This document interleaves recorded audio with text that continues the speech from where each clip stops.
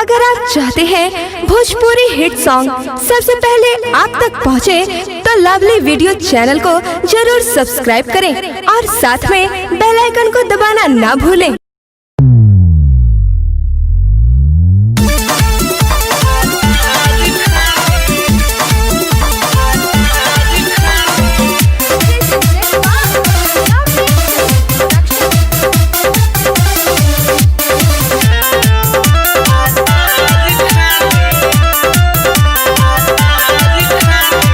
रुसलबारी न तो हमार हो भातार खाने। रुसलबारी न तो हमार हो भातार खाने। होठ बिचू पहले बारी मुहावा फूलल बारी। होठ बिचू पहले बारी मुहावा फूलल बारी। तारी पोटी पोटी हो भातार खाने। रुसलबारी न तो हमार हो भातार खाने।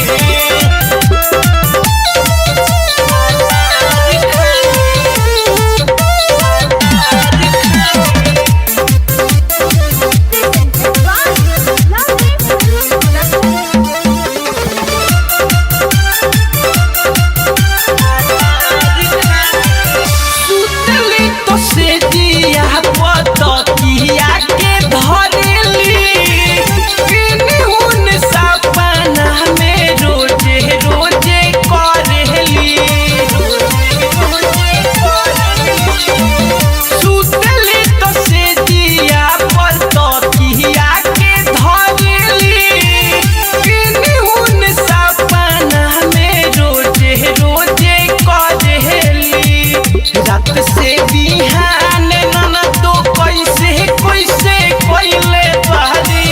रात से बिहान नन तो कैसे कैसे कोइले बारी। चाहतारी पिया हवा के प्यार हो भातार खाने। रुसलबारी न तो हमार हो भातार खाने।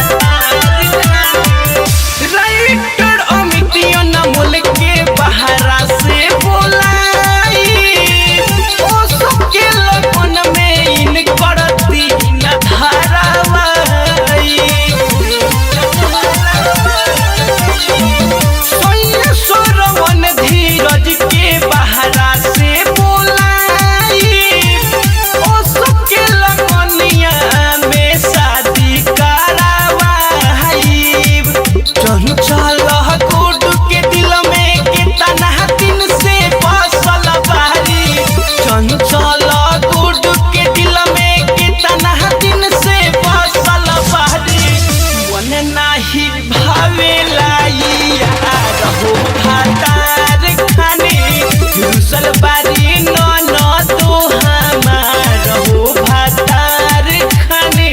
होठ बिचू कैले बारी मुहावा फूलल बारी। होठ बिचू कैले बारी मुहावा फूलल बारी। मांगतारी पोटी पोटी